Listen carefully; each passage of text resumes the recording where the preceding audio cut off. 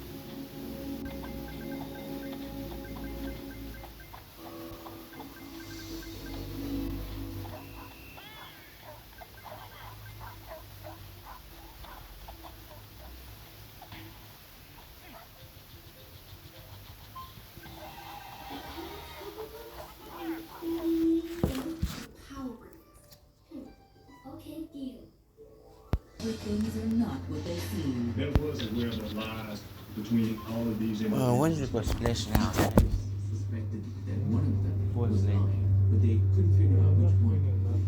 And everyone who knew You're going to play suspect in a case where deception and obsession explode with deadly consequences. He had to know this was a house of cards. That Yeah. was going to become You're going to splash in the morning. Oh. He couldn't have her, and then no one would have her.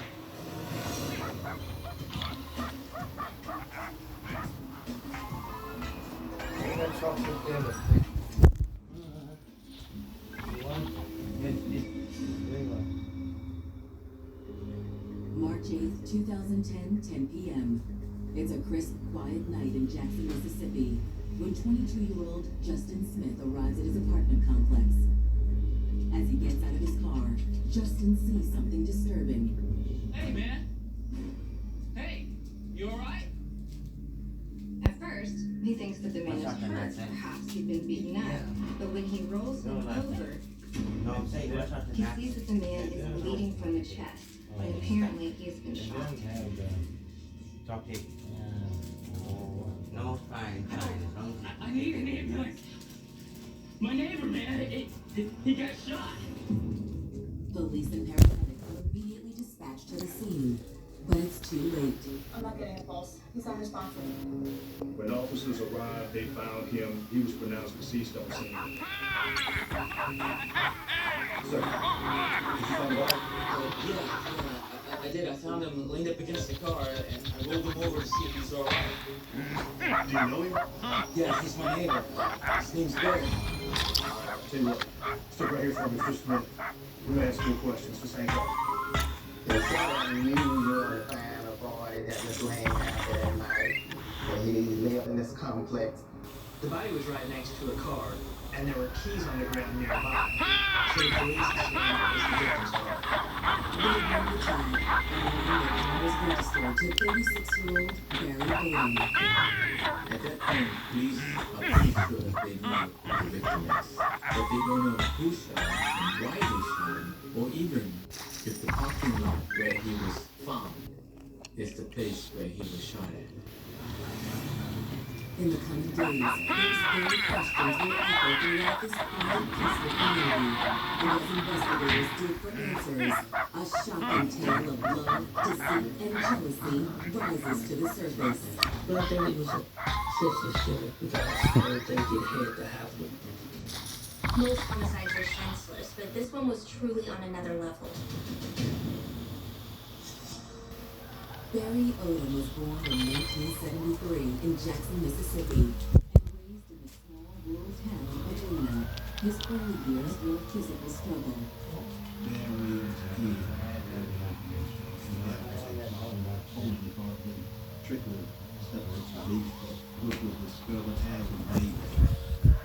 But as as an infant, Barry was too weak for doctors to perform major surgery. They couldn't close the hole. Who made it? 4 years old, they did major surgery. Never looked back. Barry grew up in Minnesota in a tight-knit loving family that was a focal point in the community. I was a deacon for a lot of years, so we were regular in the church. Later on, I took my call in ministry. He was exceptionally bright and enjoyed school, especially reading and writing. There's a little bit. There's a little bit. Barry excelled outside the classroom as well, starring in both football and basketball.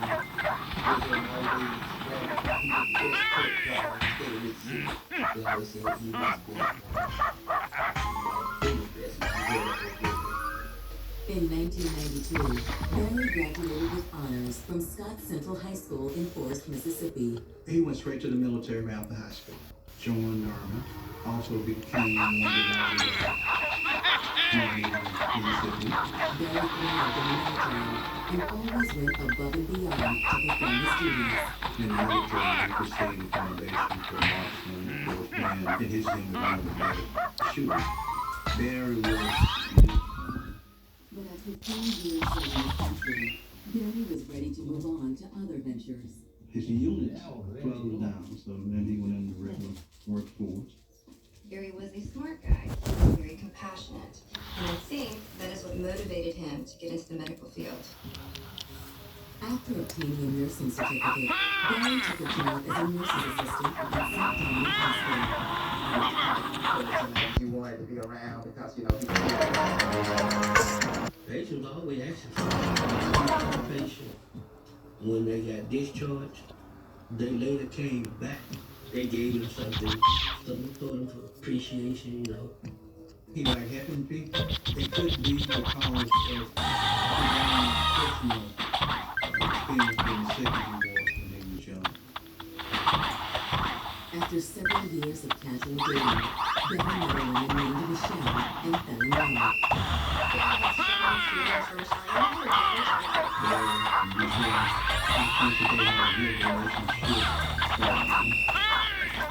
He came to the door for sure. But as intense as their passion was in the beginning, their flame for each other eventually began to smolder. He really wasn't ready to get married and settle down. After a lot of relationships, they end up in there and kind of go apart. And that's what happened. But Barry took to fatherhood with a passion, showering his daughter Amelia with an endless stream of affection. Was a youngest daughter. He wanted the best for her, and she was crazy about that. He was always talking about her. And as she got older, I could see she could still write her face. Just a great father, a doting father, his daughter. Barry worked hard to make sure Amelia had everything she needed. He always tried to have a better life. Norman worked about 2 jobs, He was a nurse. Also drove for a paper company. Barry continued to date casually, not really looking for a serious commitment. Let me help you with that. Then in 2009, he met 25-year-old beauty Cheryl Gardner. I'm Barry. Nice to meet you, Cheryl. Nice to meet you. She was a very pretty girl, and Barry seemed enamored by her from the very beginning. She could say that way, good personality. They came from similar backgrounds. Both were from Jackson and came from good families. So you from Jackson?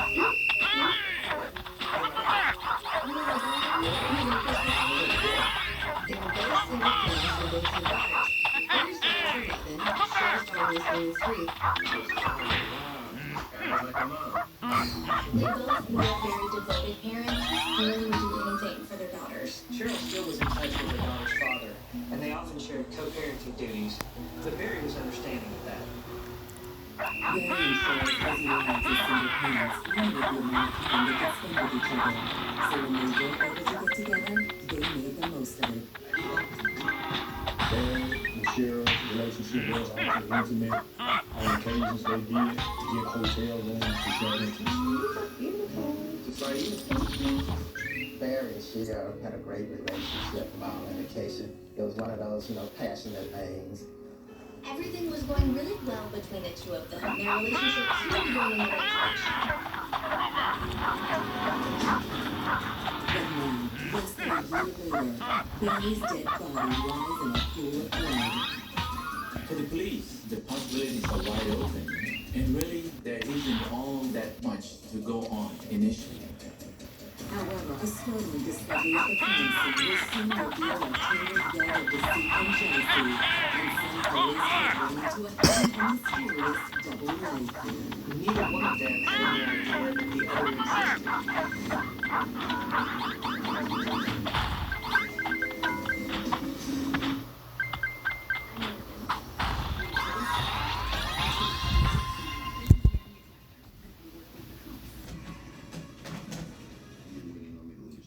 I like your structure attached.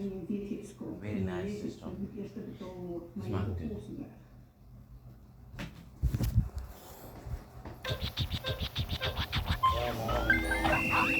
Huh? Yes, please.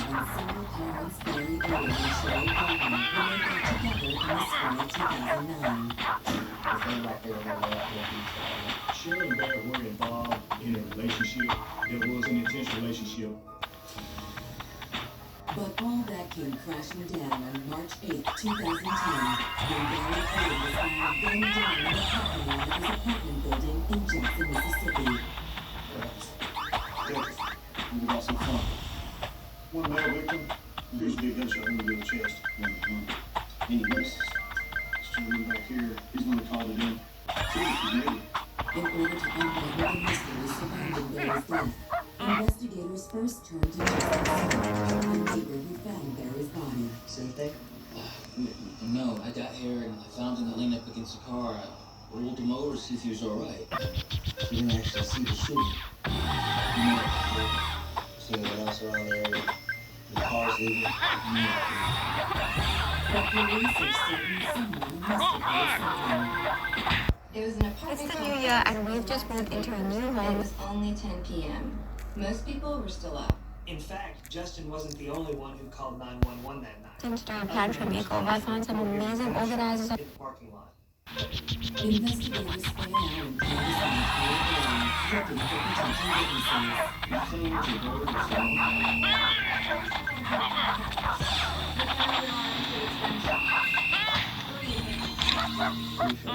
There were neighbors that reported hearing gunfire and shots fired, but these individuals didn't actually see anything. Police were hard-pressed to find witnesses for the crime because many of the residents stated that they were too afraid to investigate it themselves, or they just simply did not want to get involved. With no eyewitnesses to the crime, investigators shift their focus to clues at the scene. What we got here? The victim has 2 gunshot wounds to the chest. We haven't found any shell casings. That either means 2 things. Either the individual that shot him put their own shell cases up for it, or there was a revolver that was used. It didn't seem likely that whoever shot Barry would linger in the area just to pick up shell casings, so it was likely a revolver. The neighborhood where Barry lived was the nicest part of town, and police wondered the shooting could simply be a random It's the crime. new year and we've just moved into a new home. At that moment, what happened. It might have been somebody who was trying to rob him. It could have been a case of mistaken identity. Those crimes certainly happened, and police had to consider that a possibility. But a CSI does find something that casts doubt on any potential robbery motive: Barry's wallet. His wallet was in his pocket and it still had cash and credit cards in it. Underneath Barry's body, they also find his cell phone. Cell phones nowadays are enormously helpful for investigators. There are calls, text messages, and photographs. They can tell you where a person had been and who they were with. As Barry's body is removed from the scene, detectives head back to police headquarters to scour the phone for clues. But first they have to make the call that no one wants to receive. Hello, Mrs. Owen. Yes? The wife and I phoned in Barry, and received a call. Jackson Police Department. Sorry to inform you that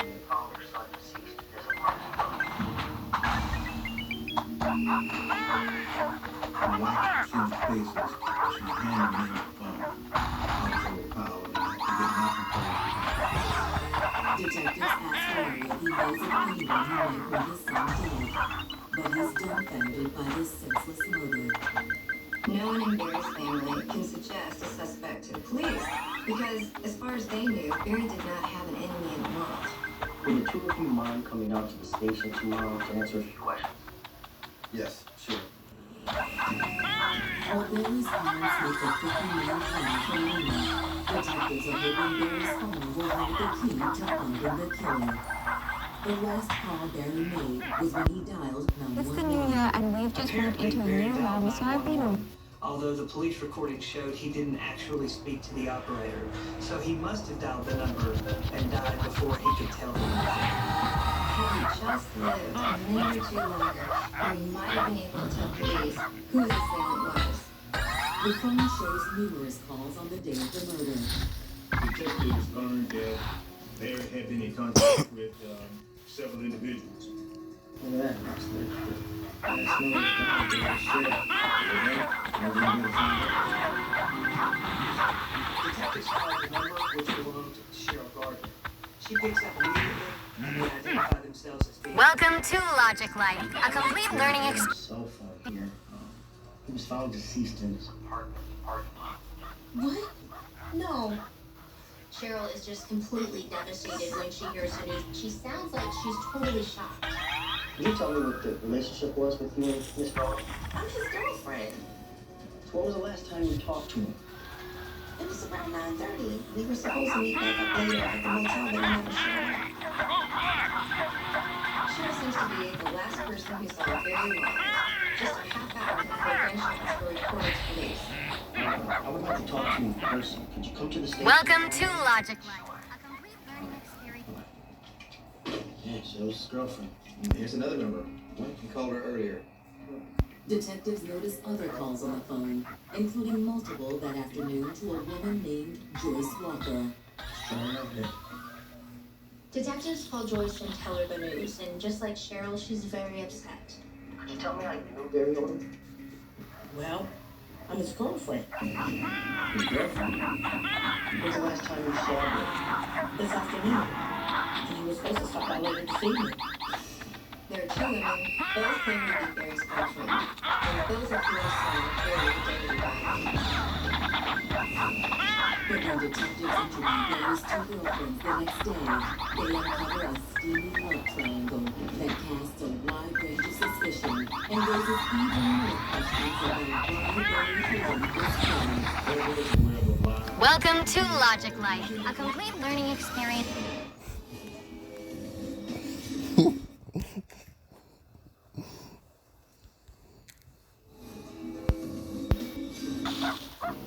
Less than 12 hours after the senseless murder of 36-year-old Barry Odom, detectives in Jackson, Mississippi have zeroed in on a potential motive. Anytime you have a love triangle, there's potential for jealousy, and jealousy can lead people to do crazy things. Barry wasn't married, he was a single man. There's absolutely nothing wrong with him dating multiple women, but there may be consequences and repercussions. One of them, or both of those women, might not like this. Detectives have asked both Cheryl Gardner and Joyce Walker to come to the police precinct for questioning. But first, they'll meet with Barry's parents. Quite naturally, we wanted to know what had happened. Okay, so time to come. We were early, so we went over to his apartment first. That was really kind of disturbing because he was killed right there in front of where he was bleeding. Still there, it was hard to say.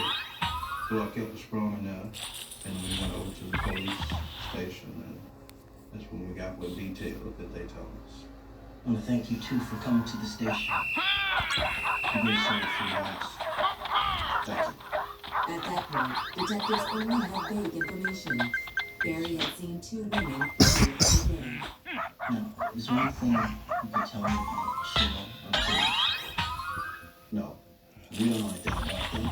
We really just came in to find out about our son. I knew he had a girlfriend, then those girlfriends, at the time. I just want to know why was my son taken away from me. We're doing everything we can, and we'll keep you posted.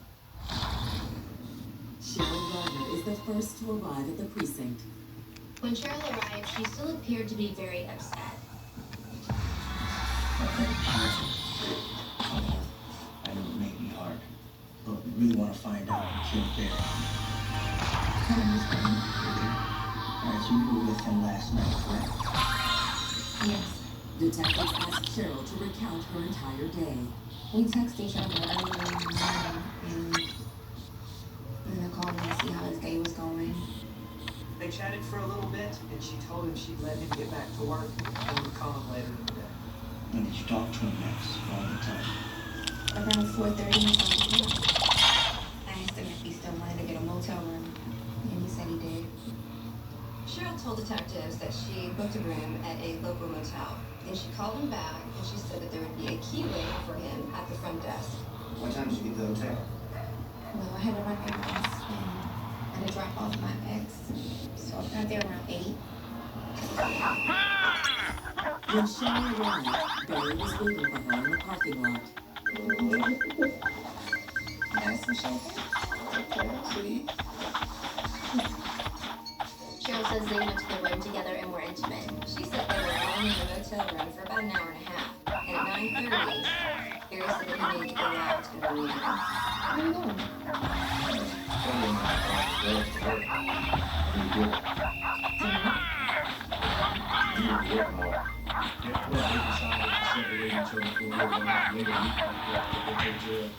Why don't you come back later? We have the room. Welcome to Logic. Okay. It may take a while, so I can call you if I'm all the way back. Okay.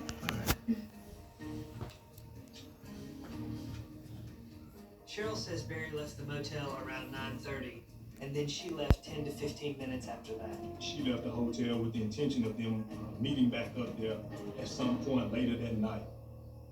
So where did you go? I went home. I waited for him to call me and he never did. Cheryl never ended up hearing from Barry. The next thing she knew, it was after midnight, when she was getting the call from detectives regarding the shooting. Cheryl seemed truthful, but the detectives were a little suspicious. She was with Barry a half hour before the shooting, and that hookup thing or arrangement they had seems a little odd. Detectives decide not to force the issue, at least not yet. They know they have another woman waiting out in the hallway who knew Barry Odom intimately, and what she tells them is a game changer. So there are two women here who both think that they're the only woman in Barry's life, and at least one of them is in for a rude awakening.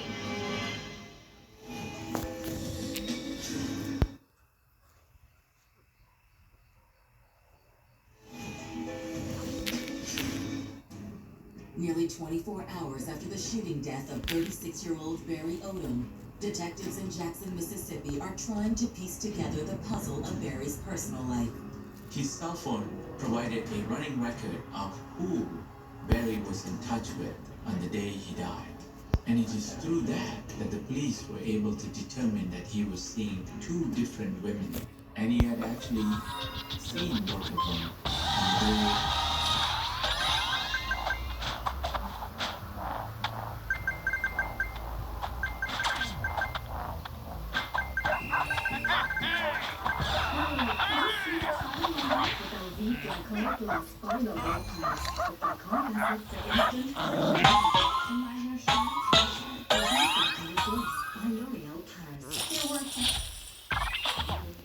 When it's laundry day and you're in a tank top at a table with 20 other charismatic people, and yet somehow the waiter assumes the bullet. He died. Barry's girlfriend, Cheryl Gardner, told police Why she is was no wonder present why at it's so the quiet. claiming Barry left around 9:30 p.m., just 30 minutes before he was shot.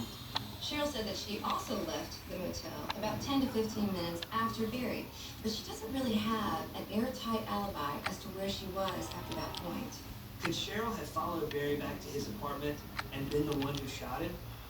That question has to be running through investigators' minds at this point. Barry's phone can't answer that question.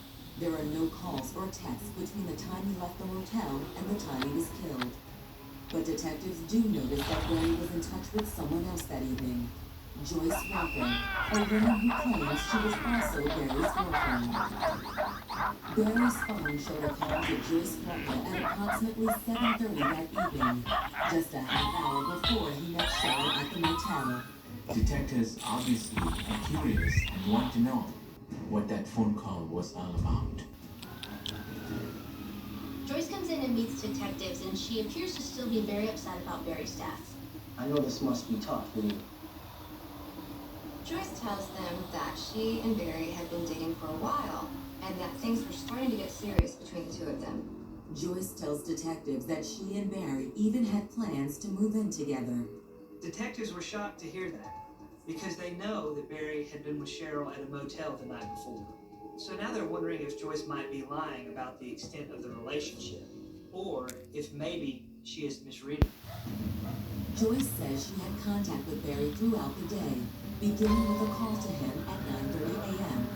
I tried to call you last night, but it kept going to voicemail. Welcome to Logic Life. Turn your phone off. Barry tells her he had been out with his friend named Alvin and had drank too much and must have accidentally turned off his phone. Are you still going to come over this afternoon? Yeah, get off about 2 o'clock. Joyce tells investigators Barry arrived at her house around 2:30 that afternoon, and that they spent close to an hour searching online for potential houses. We were looking for places to live. But I had to get ready for work, so Barry just left. What time is that? About 3:15. Did you hear from him then? About what time? He called at about 7:30, but I was at the store working, so I could talk to him this time. Joyce says she and Barry had plans to get together later that night after she got off work. She told him that she would call him when she got off work about 11 o'clock, and if he was still up, she'd drop by. So now detectives are wondering if that's why Barry told Cheryl he had to leave the motel to run an errand. It seems that Joyce might have been his errand. Did you hear from him again? No, I tried to call him a couple of times, but he never did answer. So I just went home. There's no one who could corroborate Joyce's alibi, so she certainly had the opportunity to commit the crime. It raises the question that Joyce may have found out that Barry was indeed seeing someone else, and if jealousy could have been at play here. Joyce, It's the new year. Barry was seen other women. So I've been wanting to do a pantry makeover. I found some amazing organizers on Amazon. She seemed to be genuinely surprised, so detectives don't really know who to believe. At this point, it looks like Cheryl found out about Joyce, and Joyce found out about Cheryl, and one of them likely killed Barry. The problem for police is that they don't have any concrete evidence against either one of these women. Trying to obtain more clarity on Barry's relationships, detectives talk with several of his friends and co-workers. Through their questioning of several of Barry's friends, they learned that Barry often confided in a co-worker named Jeff Miller, so they decided to question him. I understand you and Barry were close. So we had similar problems. Similar as into red women problems. Jeff said that a few months earlier, Barry had come to him and asked him what he would do if he learned that his girlfriend was seeing another man, but had promised that she had broken it off. Barry told him that at one time he and his girlfriend Cheryl were at his apartment. So what did you want to do? They were just simply hanging out. When she went to leave, there was this guy just standing there and just glaring at her. What are you doing? You know this dude? He's my daughter's father. Why would you come here? Cheryl and Barry quickly left the scene to avoid any sort of altercation. Barry came to me and he seemed to be kind of upset about it. At this time, Barry wasn't sure if Cheryl was still seeing this other guy or what the situation was. Cheryl had to have contact with him based on the fact that they did share a child together. According Welcome to to- Cheryl assured Barry that her relationship with her ex was completely platonic, but Barry still had his suspicions. So they weren't romantically involved then? Not that I know of, but they seem to spend a lot of time together. Yes, man, you know, because they had a child together, they still were talking, you know, he ran a Cheryl. So not only was Barry dating someone besides Cheryl, she was apparently still involved with her ex-boyfriend to some degree. Investigators now believe this love quadrangle might have turned toxic, leading to Barry's death. The question is, how? A man was possessed, you know, over a female. He didn't want to let it go. The thing was taken.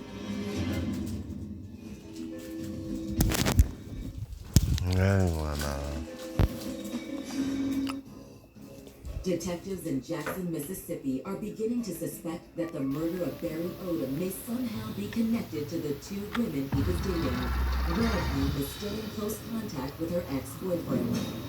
We've all heard of love triangles, right? And we all know that there are problems when that happens. Well, we've got a situation where we have multiple love triangles going on at one time. There's a far greater possibility of jealousy. Detectives decide to reintroduce Cheryl Gardner, the woman Barry had an intimate rendezvous with less than 30 minutes before his murder. Alright, so we spoke with several people Barry knew, including a woman who claims to be Barry's girlfriend. Detectives were watching her reactions very closely. They wanted to find out if she was genuinely surprised or she was just simply faking. What? No, that can't be. Cheryl is completely caught off guard by this, and detectives can tell she's genuinely surprised by the news. Yeah, and it seems as if you've been seeing someone else as well. No, that's not true. No? No. Your ex-lady? But Cheryl assures police she wasn't seeing her ex-boyfriend, at least not voluntarily. She tells them that she was not in a romantic relationship with her ex, and that he had actually been stalking her for several months.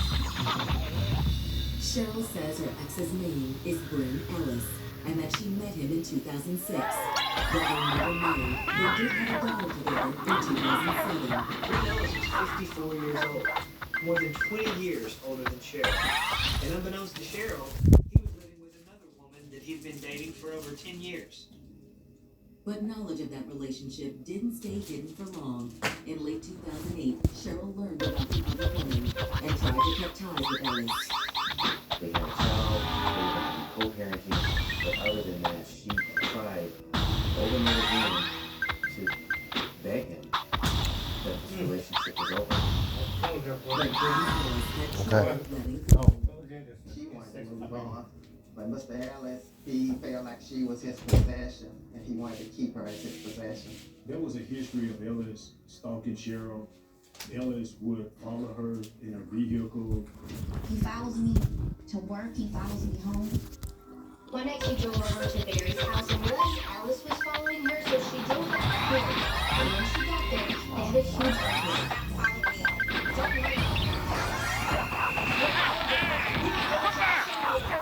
Cheryl tried to defuse the situation to get away from him. What are you gonna do, Brian?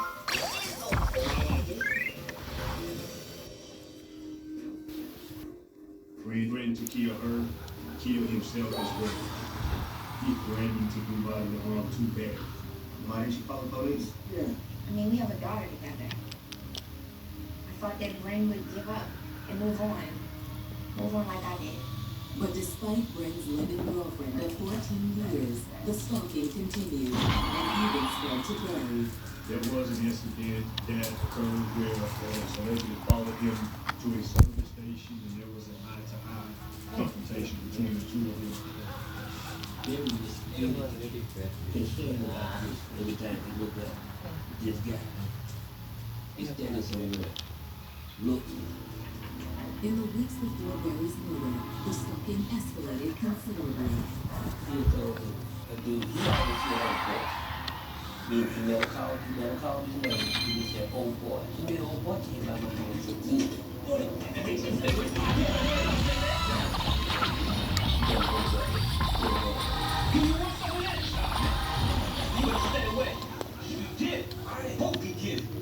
That's when I think he started to take his visits I don't think he took it seriously at first. But Barry still refused to report it to police. I think he later thought that night reported it to police. The situation hopefully might go away. So that's when me and Barry started to meet at hotels because he was stalking us. So when was the last time you saw your ex? Yesterday. Cheryl says that as she was preparing to meet Barry at the motel, Ellis called.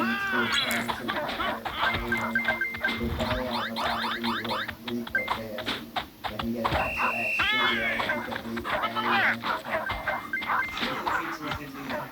So he parked the van at her place, and then she drove Ellis back. So you think maybe he followed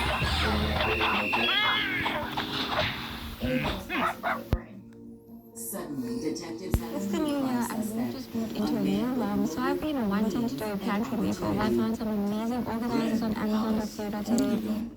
He was And extremely like this jealous lazy Susan Tannenbaum, which I used to organize my sources, and they also have and Barry before. He could have very well followed her to the motel and saw that she was with Barry and reacted with violence. it's high time for police to have a chat with Brady Ellis. But when they bring him in for questioning on March